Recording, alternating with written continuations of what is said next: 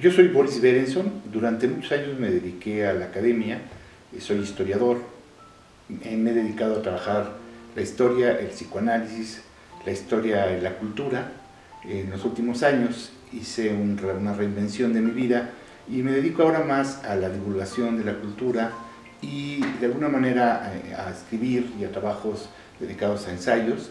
y a reflexionar en torno a las grandes costumbres de los mexicanos, a reflexionar sobre los derechos humanos, a reflexionar sobre la historia, la teoría de la historia, y bueno, un poco a repensar. Cuando uno se mete a la cultura, pues uno queda mordido por ella, y creo yo que esto me pasa, y entonces pues me dedico a trabajar temas en torno a la cultura y a lo que en algún momento se llama en otros lugares la historia cultural.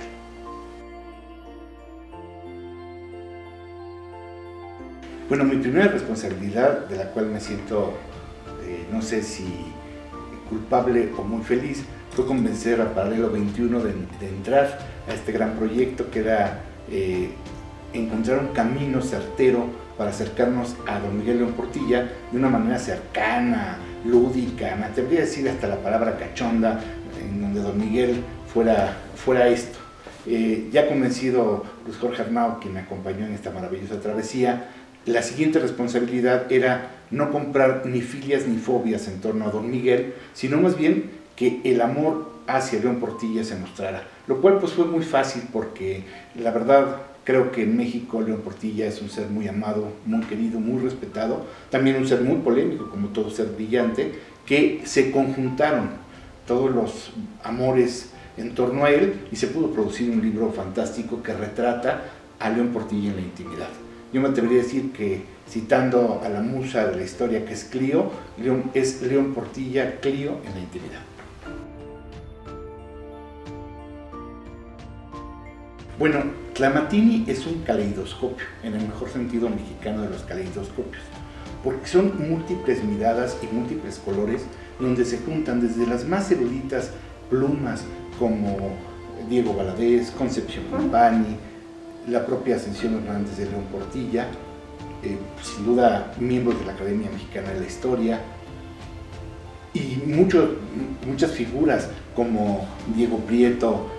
gente del Instituto Nacional de Antropología e Historia, de las Academias Mexicanas de la Lengua, Mexicana de la Historia, del Colegio Nacional. Al mismo tiempo, el síntoma fundamental del libro es encontrar la cercanía, es decir, las relaciones internas, las relaciones profundas, las relaciones amorosas, las relaciones espirituales que hay en torno a don Miguel León Portilla y a su obra intelectual, porque no se puede desligar la obra intelectual de un ser humano con lo que se siente por él. Es decir, podríamos decir que hay una transferencia en todos los textos que buscan reflejar qué sentíamos los que escribimos ahí por don Miguel León Portilla. Entonces, habrá quien hable de una parte de su obra, habrá quien hable de una parte íntima de su relación, habrá quien cuente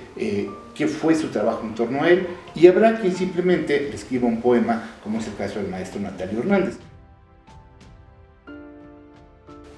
Con don Miguel León Portilla pasa como con el Salón Los Ángeles. Quien no conoce a León Portilla no conoce México. Yo tuve, no sé si la virtud o el defecto, de tener unos reyes magos que solían regalarme libros, y como a los 8 o 9 años me regalaron a mí y a mi hermana Shoshana, por un lado un disco de los Beatles y por otro lado la visión de los vencidos de Miguel León Portilla y una obra de Martín Luis Guzmán. Ese fue mi primer acercamiento a León Portilla, quien ya en ese momento era sin duda pues el maestro de maestros en la historia. Pero yo lo leí, me pareció un libro fenomenal, me parecía importante, me encantó la lectura. Años más tarde mis padres tenían una relación cercana con don Miguel, conocí a León Portilla y me impresionó la calidez humana, su generosidad, su cercanía, su sencillez, su sonrisa me impresionó, y su buen humor. Como bien dice Porfirio Muñoz Ledo en uno de los textos del libro, la sonrisa de Miguel León Portilla es inolvidable, siempre generoso, siempre ameno, siempre simpático. Y bueno,